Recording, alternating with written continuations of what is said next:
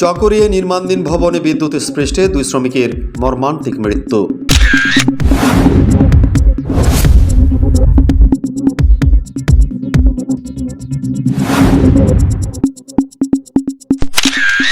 কক্সবাজারের চকরিয়া উপজেলায় নির্মাণাধীন একটি ভবনে কাজ করার সময় বিদ্যুৎ স্পৃষ্ট হয়ে 2 নির্মাণ শ্রমিকের মর্মান্তিক মৃত্যু হয়েছে।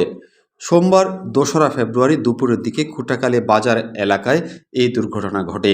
নিহতরা হলেন গর্জনতলী গ্রামের আবু তাহেরের ছেলে লাল মহিউদ্দিন সাগর এবং একই এলাকার মোহাম্মদ জোহরের ছেলে মোহাম্মদ ওসমান।